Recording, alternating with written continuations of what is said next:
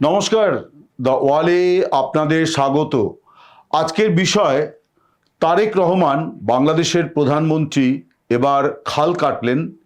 এর আগে তিনি আরও দু তিনটি গুরুত্বপূর্ণ নির্বাচনী প্রতিশ্রুতি বাস্তবায়ন করেছেন বা আনুষ্ঠানিকভাবে সেগুলির সূচনা করে দিয়েছেন, চালু করে দিয়েছেন।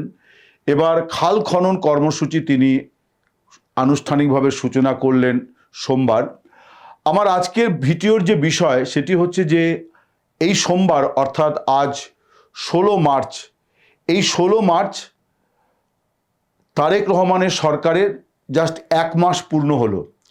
গত মাসে 17 ফেব্রুয়ারি তারেক রহমানের সরকার শপথ নিয়েছিল। এই 1 মাসে অনেকগুলি নির্বাচনী প্রতিশ্রুতি এই সরকার পূরণ করেছে। আমার আলোচ্য হচ্ছে যে কেন তারেক রহমান এত দ্রুত এই নির্বাচনী প্রতিশ্রুতি বাস্তবায়ন করছেন। আপনারা কেউ বলতেই পারেন যে নির্বাচনে যখন প্রতিশ্রুতি দেওয়াই হয়েছে তখন সেগুলি বাস্তবায়ন করাটাই কাজ সরকারের। একেবারে ঠিক কথা, কিন্তু সাধারণভাবে আমরা দেখে থাকি যে এই প্রতিশ্রুতিগুলি বাস্তবায়ন ধীরে ধীরে ধীরে ধীরে একটি দুটি তিনটি চারটি এইভাবে করা হয়, যাতে পরবর্তী একটা নির্বাচনের মুখে গিয়ে সরকার একটা নতুন কর্মসূচি উদ্বোধন করতে পারে, নতুন কর্মসূচি চালু করতে পারে। এই ধরনের কৌশল নিয়ে রাজনৈতিক দলগুলি, বিশেষ করে শাসক দল, চলে। কিন্তু 1 মাসের মধ্যে 3-4টি গুরুত্বপূর্ণ বা বলা চলে মেগা প্রকল্পের সূচনা এরকমটি সচরাচর দেখা যায় না। প্রথমে তো আপনাদের নিশ্চয়ই মনে আছে যে তারেক রহমানের সরকার প্রথমে কৃষি ঋণ মকুবের যে প্রতিশ্রুতি বিএনপি তাদের নির্বাচনী ইস্তাহারে দিয়েছিল, সেইটি তিনি কৃষি ঋণ মকুবের সিদ্ধান্তে তিনি সই করেছেন। অর্থাৎ 10,000 টাকা পর্যন্ত যাদের কৃষি ঋণ দেওয়া ছিল সেটা মকুব করে দেওয়া হয়েছে। এবার এটা ধীরে ধীরে ধীরে ধীরে বাস্তবায়িত হবে, সরকারি সিদ্ধান্ত হয়ে গিয়েছে। এরপরে যেটা ছিল ফ্যামিলি কার্ড, খুবই গুরুত্বপূর্ণ। বাংলাদেশের মতো দেশে, ভারতের মতো দেশে এই ধরনের কার্ড অর্থাৎ সামাজিক নিরাপত্তা কার্ড বা সুরক্ষা কার্ড, এটা খুব গুরুত্বপূর্ণ। সেটাও তিনি কিন্তু আনুষ্ঠানিকভাবে চালু করে দিয়েছেন, ফ্যামিলি কার্ড। এটাও বিএনপির এবারের নির্বাচনী প্রতিশ্রুতি ছিল যে এই কার্ড যারা পাবেন অর্থাৎ গরিব মানুষ, তারা মাসে 2,500 টাকা নগদ তাদের ব্যাংকে জমা পড়বে, অথবা তারা সমমূল্যের খাদ্যপণ্য সরকারের তরফ থেকে পাবেন। এটাও আস্তে আস্তে আস্তে আস্তে সমস্ত গরিব মানুষের মধ্যে দেওয়ার পরিকল্পনা বা সরকারের প্রতিশ্রুতি তাই আছে। সেটারও কিন্তু তিনি সূচনা করে দিয়েছেন তারেক রহমান। এরপর আপনারা জানেন যে মসজিদের ইমাম, মন্দিরের পুরোহিত, গির্জার পাদ্রী, এরকম সকল যারা উপাসনালয়ের যারা প্রধান এবং সহকারী, তাদের জন্যে ভাতার ঘোষণাও তিনি করে দিয়েছেন। অর্থাৎ ভাতা চালু করা হয়েছে। সেই ঘোষণা বা সেই কার্যক্রম শুরু হয়েছে গতকাল রবিবার থেকে। ফলে এই তো পরপর তিনটে, এবং আজকে সোমবার 16ই মার্চ সরকারের 1 মাস পূর্তিতে তারেক রহমান আরও একটি বড় প্রকল্প উদ্বোধন করলেন দিনাজপুরে গিয়ে। উত্তরবঙ্গের শহর বা জেলা দিনাজপুরে গিয়ে করলেন। সেটি হচ্ছে যে খাল খনন কর্মসূচি।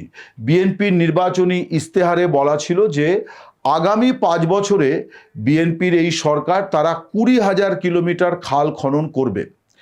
এই খাল খনন কর্মসূচি এটা বাংলাদেশে নতুন নয়, এবং মাঝখানে বন্ধ ছিল, কিন্তু প্রয়াত প্রেসিডেন্ট এবং বিএনপির প্রতিষ্ঠাতা তথা তারেক রহমানের পিতা জিয়াউর রহমান, তিনি যখন রাষ্ট্রপতি ছিলেন 1977 সালে, তিনি এই রকম একটি প্রকল্প চালু করেছিলেন, কাজের বিনিময়ে খাদ্য। সেখানে খাল খননকে উনি প্রাধান্য দিয়েছিলেন। আমি বলবো যে সেটা অত্যন্ত দূরদর্শী একটা প্রকল্প ছিল, কোনো সন্দেহ নেই। তার কারণ এই বাংলাদেশের মতো দেশে সেখানে কতগুলি প্রাকৃতিক সমস্যা নিয়ে এই দেশগুলিকে টিকে থাকতে হচ্ছে। এক তো হচ্ছে যে বর্ষায় বন্যা, আবার গ্রীষ্মে খরা, এই যে দ্বৈত সমস্যা, এই দ্বৈত সমস্যার মোকাবিলা সম্ভব হচ্ছে যে নদী, খাল, বিল এগুলি যতটা পরিমাণে বহমান থাকবে অর্থাৎ পলিমুক্ত থাকবে, সেইখানে বন্যার সম্ভাবনা কম থাকবে, কারণ সেগুলির জল ধারণ ক্ষমতা বেশি হবে। আবার গ্রীষ্মে সেই জল চাষের কাজে লাগবে, পানীয় জলে পরিণত করে সেটা পানীয় জল হিসেবে ব্যবহার করা যেতে পারে, অনেক কাজেই ব্যবহার হতে পারে, জলের কোনো বিকল্প নেই। সো এই যে জল সম্পদ সম্পদ বা পানি সম্পদ, এই পানি সম্পদকে রাষ্ট্রের কল্যাণে, রাষ্ট্রীয় অর্থনীতির বিকাশে কাজে লাগানোর যে পরিকল্পনা বা যে দূরদর্শিতা জিয়াউর রহমান দেখিয়েছিলেন, সেটা অত্যন্ত প্রশংসনীয়। দুর্ভাগ্যজনকভাবে সেই প্রকল্পটি বেশি দিন চলেনি। তার মৃত্যুর পরে পরবর্তী সরকারগুলি এই প্রকল্পকে অত গুরুত্ব দেয়নি, এবং যা আমি খাতাপত্র এবং কিছু পুরনো রিপোর্ট পড়ে যেটা দেখলাম, যে জিয়াউর রহমান সময়তে প্রায় 500 খাল খনন করা হয়েছিল, এবং তার ফলে সংশ্লিষ্ট এলাকাগুলিতে মানুষ উপকৃত হয়েছিলেন এবং সেখানে চাষে মানে ফসল উৎপাদন প্রভূত পরিমাণে বেড়েছিল। এবং আরও একটি বিষয়, সেটি হচ্ছে যে প্রেসিডেন্ট নিজে তখন ওই মানে গেঞ্জি গায়ে প্যান্ট পরে তিনি নিজেই খাল খননের কাজে নেমেছেন, মানুষকে উৎসাহ দিয়েছেন। একই সঙ্গে তিনি বলেছিলেন যে এখানে যার যতটা সম্ভব স্বেচ্ছাশ্রম দিতে, অর্থাৎ বিনা পারিশ্রমিকে এই কাজ করার জন্য, যাতে রাষ্ট্রের প্রয়োজনে মানুষ শ্রম দিতে পারে, এই বিষয়টি তার ধারণার মধ্যে ছিল। খুবই চমৎকার ধারণা, কোনো সন্দেহ নেই। এবং আমাদের মতো এই উপমহাদেশে এই ধরনের প্রকল্পের প্রভূত প্রয়োজন আছে। ভারতে যে 100 দিনের কাজের প্রকল্প আছে, তার মধ্যে কিন্তু এই নদী, খাল, বিল এগুলিকে পুনর্খনন করে সেগুলোকে তার বহমানতা বাড়ানো, এখানে ভারতের প্রকল্পের মধ্যে আছে। অতীতে পশ্চিমবঙ্গে, আমি যেখান থেকে কথা বলছি, পশ্চিমবঙ্গে বামফ্রন্ট সরকারের কাজের বিনিময়ে খাদ্য প্রকল্প ওই 1977 সালের জুন মাসে চালু হয়েছিল। সেখানেও এই প্রকল্প ছিল যে নদী, নালা, খাল, বিলের মাটি কেটে সেগুলো কি বহমানতা বাড়ানো। ফলে আজকে তারেক রহমান তার পিতার প্রদর্শিত পথে একটি প্রকল্প উদ্বোধন করেছেন। বাংলাদেশের অনেকেই বলছেন, বিশেষ করে আওয়ামী লীগ এবং আরও অন্যান্য দল, সংবাদ মাধ্যমের একাংশ, তারা বলছেন যে তারেক রহমান বাকি যে প্রকল্পগুলির উদ্বোধন করেছেন, অর্থাৎ ফ্যামিলি কার্ড, তারপরে উপাসনা স্থলের প্রধান এবং সহযোগীদের জন্য ভাতা, তারপরে কৃষি ঋণ মুকুব, এই যে বিষয়গুলি তিনি করেছেন, এগুলো সবই পুরনো প্রকল্প, অতীতে কোনো না কোনো সরকার, এবং বলছে যে শেখ হাসিনার সরকার এই ধরনের প্রকল্প সবই চালু করেছিলেন। তারেক রহমান নতুন নামে, নতুন ভাবে সেই প্রকল্পগুলোকে আবার পুনরায় চালু করলেন। এখন এটা আগে ছিল কি ছিল না, আমি সেই বিতর্কে যাচ্ছি না। আমি বরং মনে করি যে এই ধরনের কাজ যে যত দ্রুত চালু করে তত মঙ্গল। তার কারণ মানুষ এই ধরনের কাজ সরকারের কাছ থেকে পাওয়ার জন্য, মানুষ এই ধরনের সুযোগ সুবিধা পাওয়ার জন্য অপেক্ষায় থাকেন। বা আমাদের এই উপমহাদেশের দারিদ্র্য যে স্তরের দারিদ্র্য, তাতে সরকারের এই প্রত্যক্ষ সহযোগিতা দরকার। সরকার একটা রাস্তা করে দিলেও মানুষের উপকার হয়, একটা হাসপাতাল করে দিলেও মানুষের উপকার হয়, একটা স্কুল করে দিলেও মানুষের উপকার হয়, এ নিয়ে কোনো সন্দেহ নেই। বা গ্রামে বিদ্যুৎ এলে মানুষের উপকারে লাগে। কিন্তু এটাও ঠিক যে মানুষের মৌলিক চাহিদা, অর্থাৎ খাদ্য, বস্ত্র, বাসস্থান এবং কিছু অর্থ রোজগার, যেখান থেকে সে তার নিজের চাহিদা মতো জিনিসপত্র কিনতে পারে, এর ব্যবস্থা থাকা আমাদের এই উপমহাদেশে বাস্তব পরিস্থিতি। তাই ভারতে যে কারণে 100 দিনের কাজের প্রকল্প চালু আছে, অর্থাৎ রাষ্ট্র দায়িত্ব নিয়েছে যে বছরে অন্তত 100 দিন সরকার কাজ দিতে বাধ্য। আমি জাস্ট আপনাদের মানে জানার জন্যে বলে রাখি যে ভারতে এই কর্মসূচিটি কিন্তু সাংবিধানিকভাবে মানে মানে কি বলা যায়, দায়বদ্ধ করা হয়েছে ভারত সরকারকে। অর্থাৎ ভারত সরকারের এটা সাংবিধানিক কর্তব্যের মধ্যে পড়ে। এটা নিছকই একটি আইন বা একটি এক্সিকিউটিভ অর্ডারে এই প্রকল্প নয়, এটি একটি সংবিধান সম্মত কর্ম নিশ্চয়তা প্রকল্প।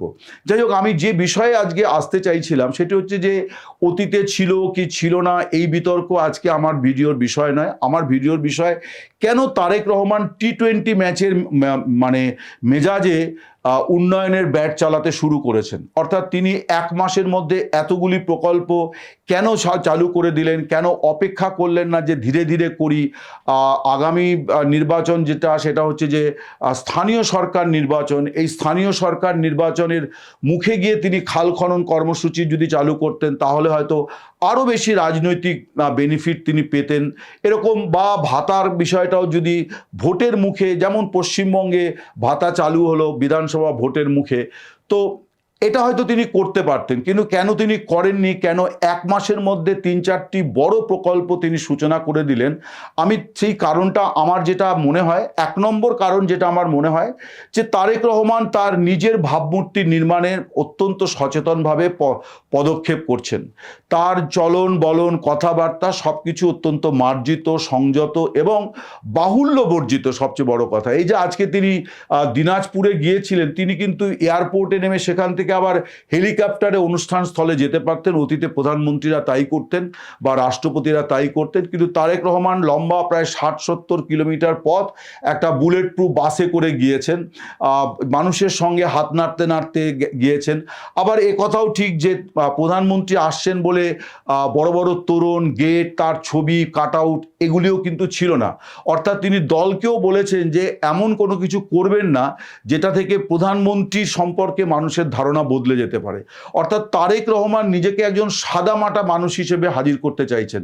আপনারা যদি দেখেন যে তার পোশাকের মধ্যেও সেই ভাবটা আছে যে তিনি গুজে জামা গুজে পরছেন না, তিনি ঢলঢলে জামা পরছেন, খুব টাইট শার্ট পরছেন না।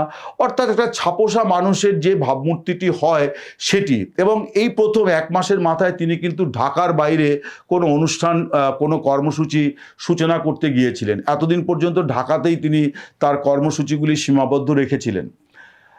এটা তো গেল ভাবমূর্তির বিষয়টি। এই ভাবমূর্তির মধ্যে 2টি বিষয় আছে, একটি হচ্ছে কাছের মানুষ আর একটি হচ্ছে কাজের মানুষ বলে নিজেকে প্রমাণ করা। কাছের মানুষ হিসেবে তিনি এই যে হেলিকপ্টারে না গিয়ে তিনি সড়ক পথে গিয়েছেন, মানুষের দিকে হাত নাড়তে নাড়তে গিয়েছেন, বহু মানুষের সঙ্গে করমর্দন করেছেন, অনেকের সঙ্গে কথা বলেছেন। এই যে প্রধানমন্ত্রী হওয়ার পরেও যে অনুষ্ঠানগুলিতে তিনি গিয়েছেন সেখানে মানুষের সঙ্গে মেলামেশা করার চেষ্টা করেছেন, অর্থাৎ বার্তা দেওয়ার চেষ্টা করেছেন যে আমি প্রধানমন্ত্রী হতে পারি কিন্তু আমি তোমাদের কাছের মানুষ বা পাশের মানুষ। আর এই যে দ্রুত কাজ করাটা, এটা হচ্ছে নিজেকে কাজের মানুষ প্রমাণ করা। এটা তার একটা উদ্দেশ্য বলে আমার অন্তত মনে হয়। যে কারণ আমি যা রাজনীতির যা মানে দেখেছি, ভারতীয় রাজনীতি বা বাংলাদেশের রাজনীতিকেও যেভাবে দেখেছি, তাতে এই বিষয়টি আমার মনে হয়। এবং তারেক রহমানের তো কিছু সমস্যা আছে যে তিনি, তার মা যখন 2001 থেকে 2006 পর্যন্ত প্রধানমন্ত্রী ছিলেন, তখন একটা অভিযোগ ছিল যে তারেক রহমান সমান্তরালভাবে প্রশাসন চালান এবং তার বিরুদ্ধে আরও নানান ধরনের কি করা বলা যায় যে অস্বস্তিকর, অপ্রীতিকর নানান ধরনের অভিযোগ। সেগুলো সত্য মিথ্যা আমি যাচাই করার সুযোগ পাইনি, ফলে আমি সেই কারণে অভিযোগগুলিকে আর পুনরুক্তি করছি না। বাংলাদেশের মানুষ জানেন। আমার মনে হয় যে এই অভিযোগগুলিকে তিনি আদালত থেকে মুক্তি পেয়েছেন এই অভিযোগগুলি থেকে।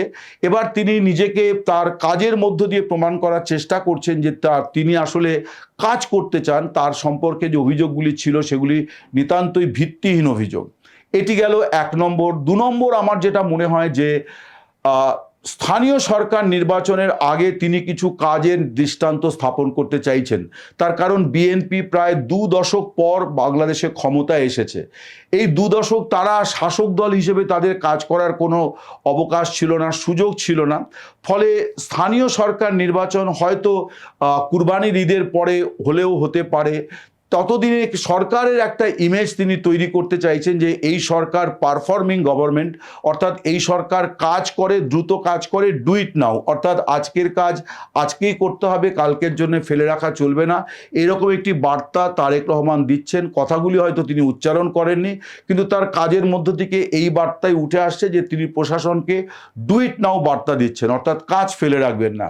এটা স্থানীয় সরকার নির্বাচনে নিশ্চিতভাবেই শাসক দল বিএনপির মধ্যে একটা বলা যায় যে তাদেরকে অনেক বেশি স্বস্তিদায়ক পজিশনে রাখবে। তারা অনেক বলা যায় যে অনেক বেশি কনফিডেন্সের সঙ্গে নির্বাচন মোকাবিলা করতে পারবে। এবং তাদের তো উদ্দেশ্যই হবে যে স্থানীয় সরকারগুলি যদি তারা দখল নিতে পারে তাহলে জাতীয় স্তরেও তারা অনেকটা স্থিতিশীল থাকতে পারবে। এটা সব দেশের ক্ষেত্রেই সত্যি। পশ্চিমবঙ্গেও যে কারণে পঞ্চায়েত এবং পুরসভার ভোটে অনেক বেশি মানে বলা যায় গোলমাল, মারামারি, কাটাকাটি এই বিষয়গুলি হওয়ার একটা বড় কারণ সব দলই চায় যে তৃণমূল স্তরে নিজের অস্তিত্বকে ধরে রাখতে। ফলে এইটা তারেক রহমানের একটি উদ্দেশ্য। কিন্তু তৃতীয় একটি উদ্দেশ্য আমার মনে হয় যেটা আছে সেটি কিন্তু আওয়ামী লীগ এবং শেখ হাসিনা। সেটি হচ্ছে যে শেখ হাসিনা সরকার বা আওয়ামী লীগের যে 16 বছরের সরকার, আমি বহু মানুষের সঙ্গে কথা বলেছি এবং এই যে নির্বাচন কভার করতে গিয়েছিলাম বাংলাদেশে, সেখানেও আমি শুনে এসেছি জামাতি ইসলামীর ভোটার জামাতি ইসলামীর মতাদর্শে বিশ্বাসী, বিএনপির ভোটার বিএনপির মতাদর্শে বিশ্বাসী, এরকম বা কোনো রাজনীতির সঙ্গেই সেইভাবে সক্রিয়ভাবে সম্পৃক্ত নন, এমন অনেকেও কিন্তু আমায় বলেছেন যে শেখ হাসিনার সরকার পারফর্মিং সরকার ছিল। অর্থাৎ এই যে ভাতা দেয়া, এই বিষয়গুলো তিনি চালু করেছিলেন এবং হাসিনা নিজে অত্যন্ত কর্মব্যস্ত সময় কাটাতেন প্রধানমন্ত্রী হিসেবে, তার চূড়ান্ত ব্যস্ততার মধ্যে সময় কাটতো, এটা সকলেই জানেন। তিনি প্রচুর প্রোগ্রামে যেতেন, প্রচুর বৈঠকে অংশ নিতেন, সকাল 9টা থেকে বিকেল 5টা টানা বৈঠক, এরকম বহু ঘটনাও আছে। অর্থাৎ হাসিনার সরকারের সময়তে দুর্নীতি, অপশাসন এগুলি একেবারে মিথ্যে নয়, মানে বলা যায় যে অভাবনীয় দুর্নীতির ঘটনা আছে। হয়তো কিছু কিছু অভিযোগ অতিরঞ্জিত, কিন্তু দুর্নীতি হয়নি একথা আমি আওয়ামী লীগের কোনো কট্টর সমর্থককেও বলতে শুনিনি, বরং তারা আফসোস করেন যে দুর্নীতিটাকে আটকানো গেলে, কিছু অপশাসন আটকানো গেলে পরে শেখ হাসিনা সরকারকে উল্টে দেওয়ার ক্ষমতা বাংলাদেশে প্রায় কারোরই ছিল না। তার কারণ সরকার অনেক কাজ করেছে। আমি সাধারণ মানুষের সঙ্গে কথা বলে দেখেছি বাংলাদেশের ভোট কভার করতে গিয়ে, যে সরকারকে কিন্তু কাজের সরকার বলে, আমার মনে আছে যে আমি যখন বিমানবন্দর থেকে শহরে ঢুকছি, যে উড়াল পথ দিয়ে আসছিলাম, আমাকে চালক বলছিলেন যে স্যার এই যে উড়াল পথ এইটা শেখ হাসিনার সময়তে হয়েছে, এবং এই রকম কিছু প্রকল্পের কথা তিনি বলছিলেন যে বাংলাদেশে কেউ এরকম প্রকল্পের কথা কখনো ভাবেওনি। যেমন পদ্মা সেতুর কথা, এটা যেমন শেখ হাসিনার একটা বিরাট বড় সাফল্য, এবং এটা একটা সাহসী সিদ্ধান্ত বটে যে ওই রকম একটা সেতু নির্মাণের সিদ্ধান্ত তিনি নিয়েছিলেন একেবারে নিজস্ব, অর্থাৎ রাষ্ট্রের তহবিলের টাকায়। তার কারণ বিশ্বব্যাংক নানান কারণে ঋণ দিতে অস্বীকৃতি জানায়। তো সব মিলিয়ে আমার মনে হয় যে তারেক রহমানের সামনে এই যে নিষিদ্ধ ঘোষিত কার্যক্রম, নিষিদ্ধ ঘোষিত, এবং আওয়ামী লীগ এবং সেই দলের নেত্রী শেখ হাসিনা যার মৃত্যুদণ্ডের সাজা হয়েছে, তার যে কাজের নজিরগুলি, তারেক রহমান নিশ্চয়ই বিরোধী দলকে এই কৃতিত্ব তিনি দেবেন না, কিন্তু যে কোনো প্রাজ্ঞ রাজনীতিক, সচেতন রাজনীতিক, বুদ্ধিমান রাজনীতিক, তিনি বিরোধী দলের সাফল্যগুলিকে, বিরোধী দলের ভালো জিনিসগুলোকে কিন্তু নিজের মধ্যে রপ্ত করার চেষ্টা করেন। তিনি জানেন যে শেখ হাসিনার সরকার পারফর্মিং গভর্নমেন্ট ছিল, দুর্নীতি করেছিল এ কথা ঠিক, মানবাধিকার হরণ, নির্বাচনে কারচুপি, এগুলি সবই ঠিক, কিন্তু সরকার ক্ষমতায় গিয়ে প্রচুর কাজ করেছিল। ফলে তারেক রহমানের সামনে এটা বড় চ্যালেঞ্জ যে তাকে কিন্তু কাজ করতে হবে, performing government, performing prime minister হতে হবে। শেখ হাসিনার তুলনায় তার বয়সও প্রায় বছর 20 কম, ফলে তাকে অনেক বেশি ছুটতে হবে, এবং এটাই ঠিক, একথা মানতেই হবে যে তারেক রহমান বাংলাদেশে প্রধানমন্ত্রী হয়ে একটা কিন্তু নতুন নজির তৈরি করেছেন, নিজেকে কাজের মানুষ, কাছের মানুষ প্রমাণ করেছেন এবং অনেকটা সফল।